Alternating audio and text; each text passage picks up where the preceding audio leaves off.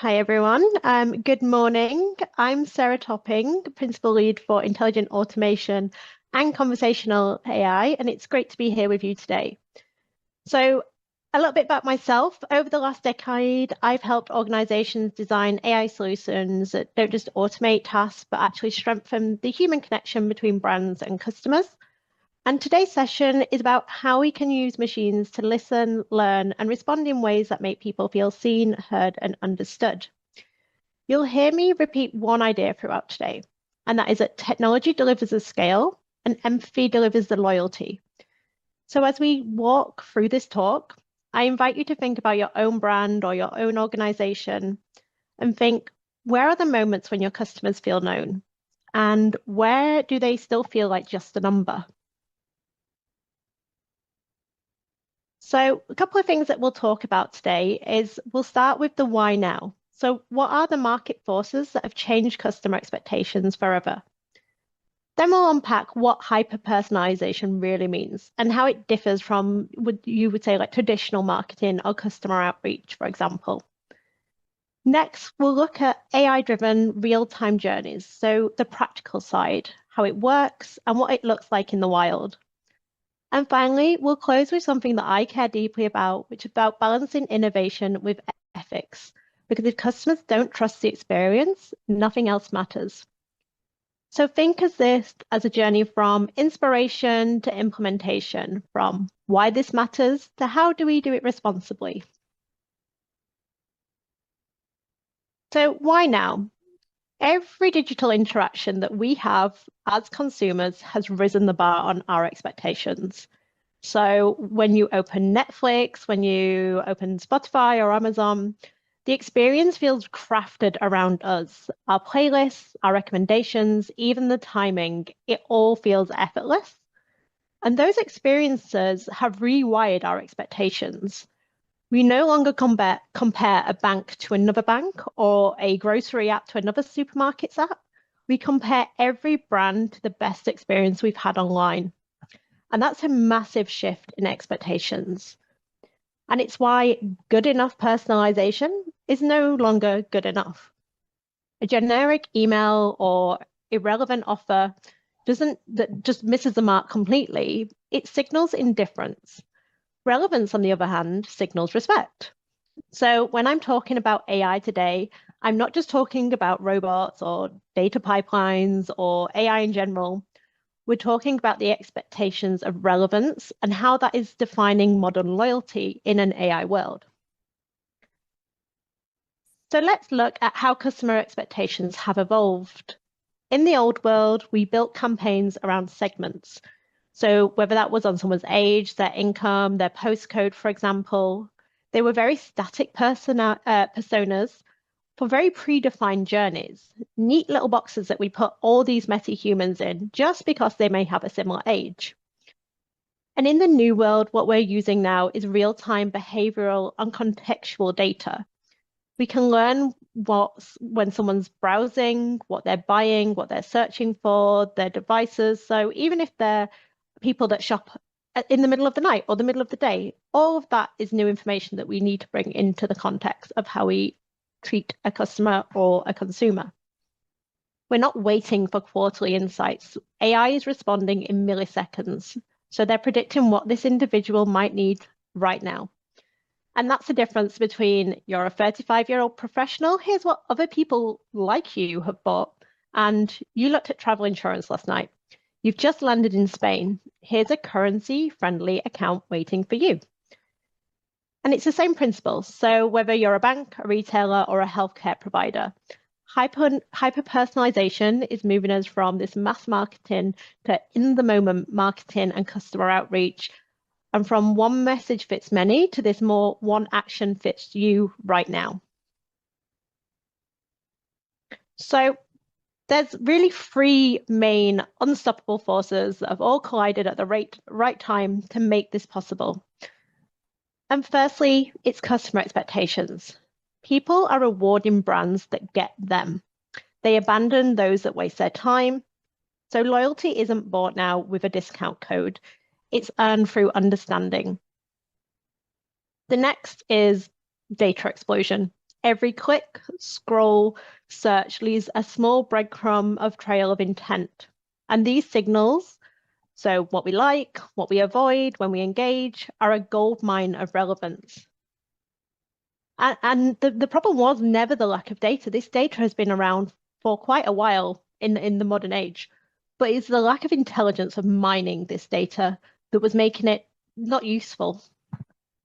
And then third, we have AI capability. So for the first time, machine learning and generative AI can interpret these signals in real time and they can craft responses instantly. We did not have this available to us a few years in the market. So we can now sense, we can now predict, and we can now adapt at the speed of behavior. Put these together, and these three forces turn personalization from a craft into a real-time science. Technology is making this possible, but it's really customer frustration that is making it necessary.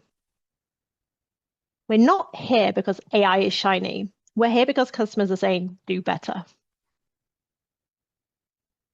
So this sentence on screen, it really sums up and captures the challenge that every brand and every company is facing. And whether this is internal and your customer is buying from your brand, or it's an internal customer, such as within your own business, within your department, people are thinking, why can't you know me like they know me? Consumers are openly comparing us to the smartest systems in the world. ChatGPT now is a commonly used in most people's life. It's not just specialists that are using it anymore. And so people are expecting the same immediacy, the same contextual awareness from us, from everyone, from all brands. And if they don't get it, the emotional response is then disappointment. So think about it for a moment. When was the last time, for example, you had a bad digital experience and you forgave that company? You were disappointed in them. Did you forgive them? Probably not. You probably moved on and went to another brand that gave you a better experience. And this is a silent churn that's happening across industries. So people are drifting away, not always because of the price or the product, it's because of this relevance. So the bar isn't, do we have a good app? It's, does every interaction make me feel understood? This is a mindset that sets the stage for everything else that I'll discuss across this talk. Real-time personalization, empathy at scale, and the ethical responsibility that naturally comes with that. So now that we've seen why personalization has become so critical, let's talk about what it really looks like in practice and what does it take to do it well. I've called this section the realities of the hyper-personalization market because frankly, it's really easy to talk about AI-driven experience in theory, but when you're actually trying to deliver them at scale across millions of customers and users, you realize it's not just a technology challenge. It's a experience design challenge, it's a data trust challenge, and quite often it's a business mindset challenge. And here's the simple truth. Hyper-personalization isn't about knowing everything about the customer. It's about knowing just enough and using that knowledge in a way that feels helpful, but not intrusive. And this balance is where the magic happens, and it's where organizations are struggling. So let's unpack how the market is evolving from this broadcasting to targeting to truly listening approach. So for decades, businesses were built around broadcasting, one message, one channel, and everyone, regardless of who you were, heard the same thing.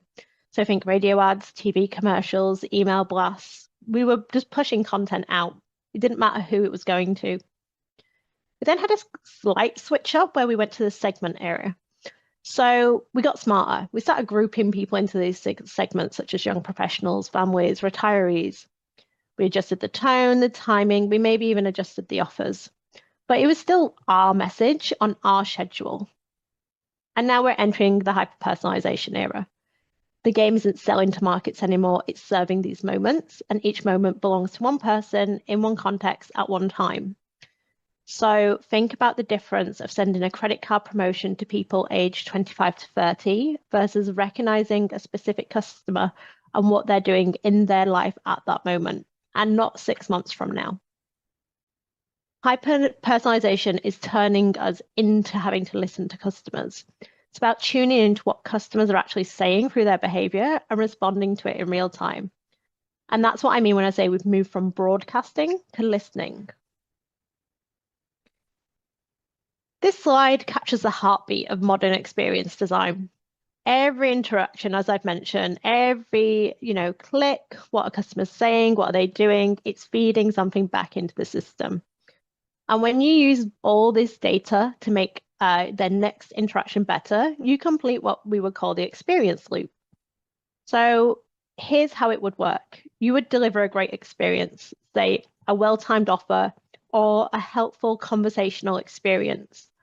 That experience generates data. So we've got the engagement metrics, we've got the sentiment, we've got the click patterns, we've even got the dwell time. The AI learns from the data and it tailors the next experience to be more precise. Each cycle improves customer satisfaction and system intelligence. It's a living ecosystem, constantly sensing, predicting, and improving. There is a catch with this, though. The loop only works if it feels like the exchange is fair. So a customer might think, I've shared my data. Did it make my life easier? If the answer is yes, the trust deepens. They'll probably share more data. If it's a no, they're getting spammed, they're getting interrupted. The loop breaks. The experience loop isn't just about the machine learning, it's about the mutual values. So when AI learns responsibly, customers are leaning in. When it overreaches, they're opting out, they're disappearing.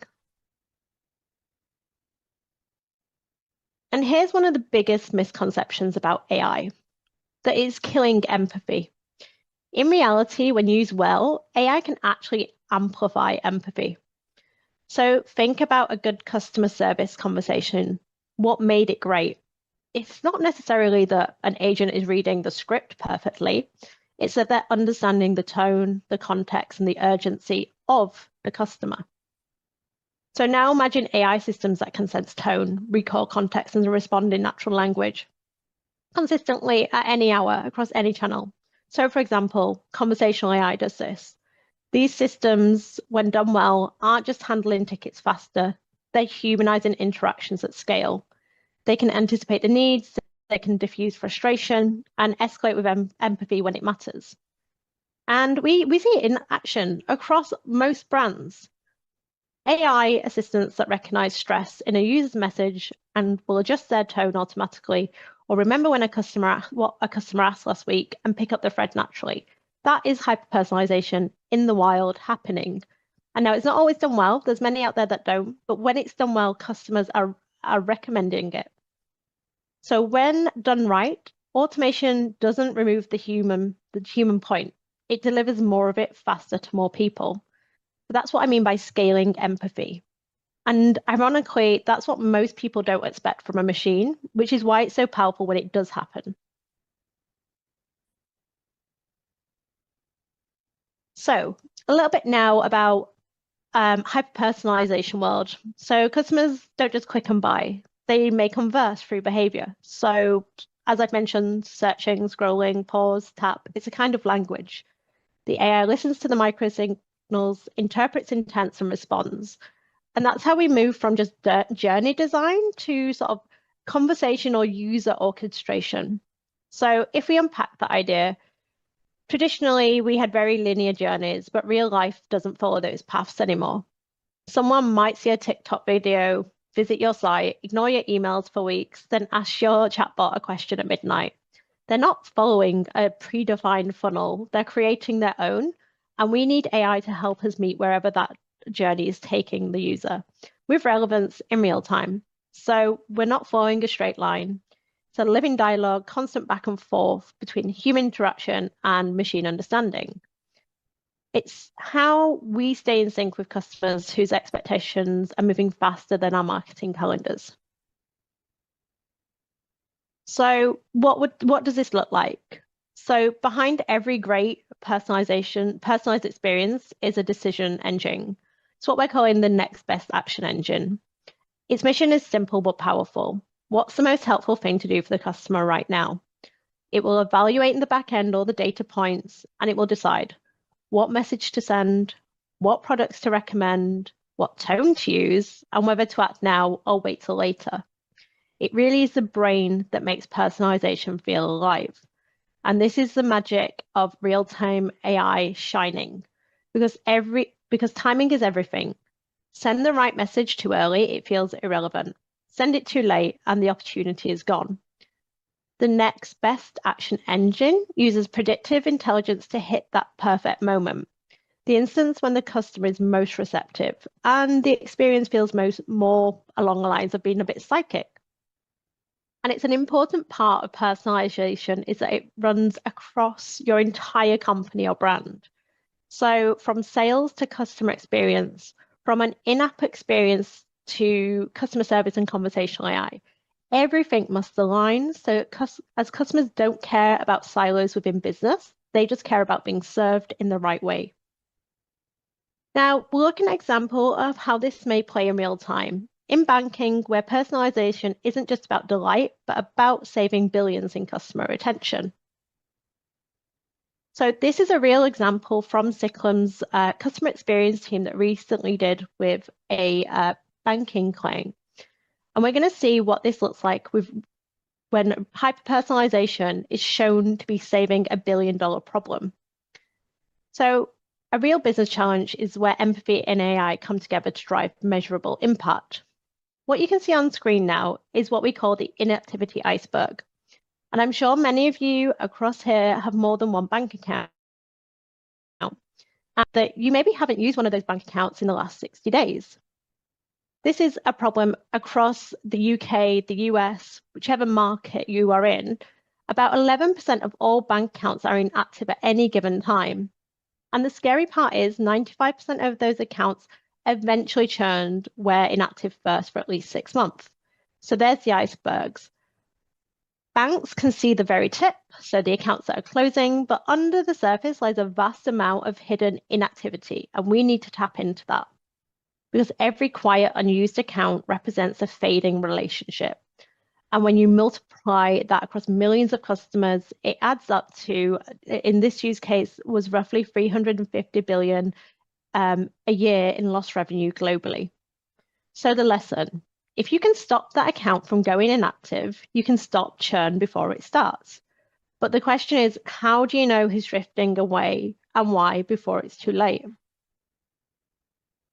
So just to give a bit of context about this is when the team dug into the data, and more importantly, when they listened to customers, they discovered something fascinating. Inactivity wasn't about product dissatisfaction. It was more about emotional disconnect. Customers weren't leaving because they hated their bank.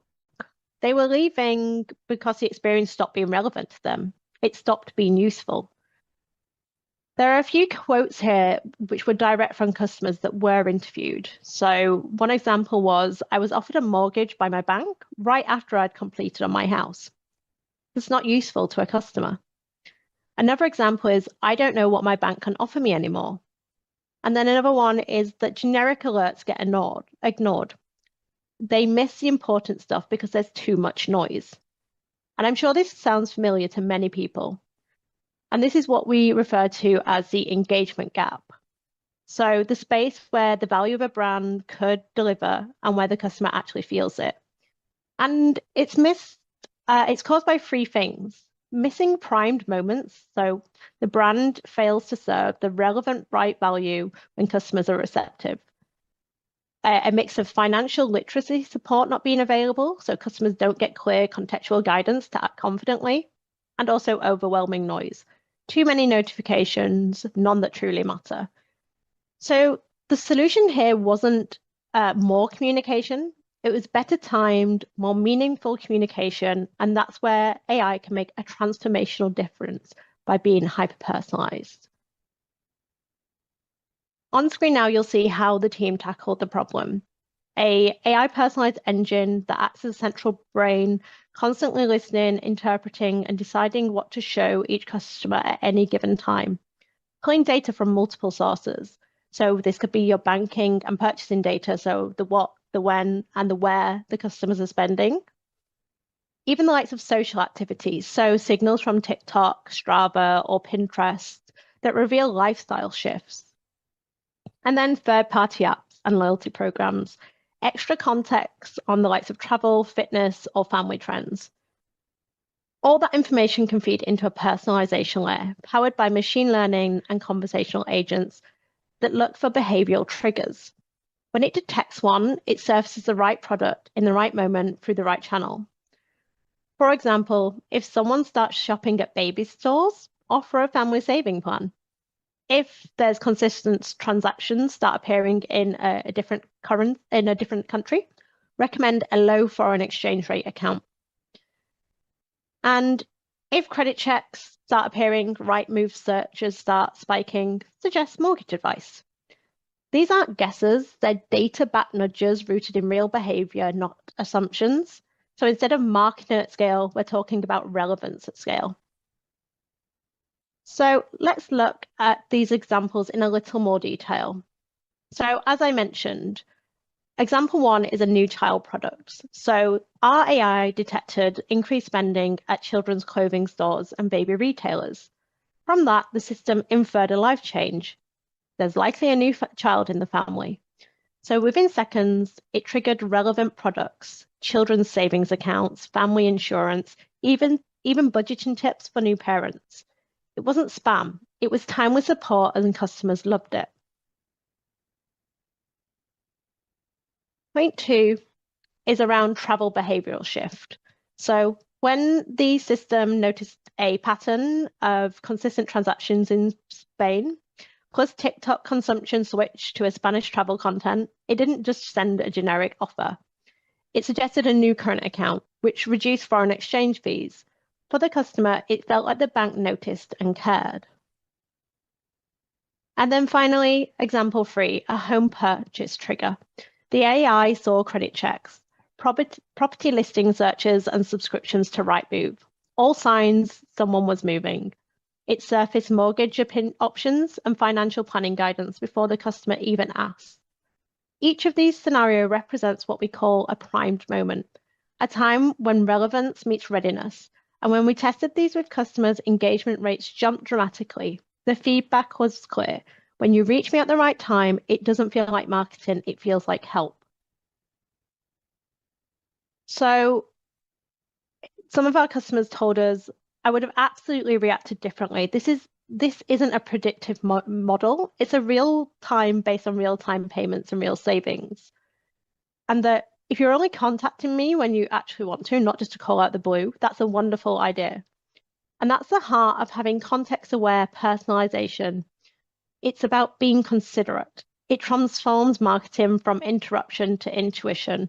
It turns every touch point into a reflection of genuine understanding.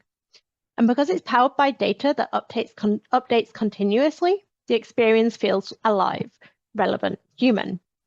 And when personalization feels like that, trust grows naturally. So it's not just customer experience, it's relationship maintenance at a digital speed. And here's one thing. If the experience ever feels fragmented, if the time is off or the data is inconsistent, the illusion of empathy will disappear instantly. So in the next section, I'm going to look at how we'll look at keeping that human feeling intact by embedding ethics, transparency, and fairness into every interaction. Up till now, we've seen how AI can make experiences feel personal, relevant, and even empathetic. But here's a truth that separates brands that truly lead from those that just experiment. Personalization fails the moment the experience feels fragmented. One tone-deaf email, one mistimed notification, a chatbot that doesn't remember your last conversation, the entire illusion of intelligence collapses. Because customers can't understand that there's a departments work separately. They experience a brand as one conversation. So if marketing says one thing and your bot says another thing and your website a third, it doesn't feel personalized, it's disjointed. So consistency isn't just an operational goal, it's an emotional one.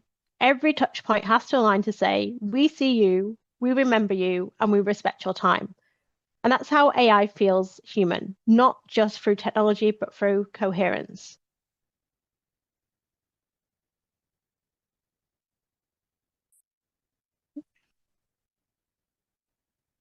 So this brings us on to the next part and one of the most important conversations of all, ethics. Because as AI becomes more powerful, the line between personalization and invasion gets thinner every day.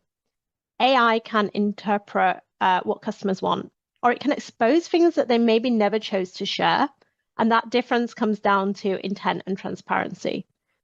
Customers are remarkably pragmatic about data. They're willing to share it, but only if it feels fair and respectful. If they sense they're being manipulated or that there's hidden agendas, trust evaporates instantly. So the question isn't necessarily, can we personalize this? The technology always says yes. The next real question is, should we? Ethics personalization means using data to empower, not exploit, to guide, not manipulate, and to add value, not extract it. It is the foundation of every long-term relationship in the digital age. It's also where responsible brands will win in the next decade. So let's break it down a little bit.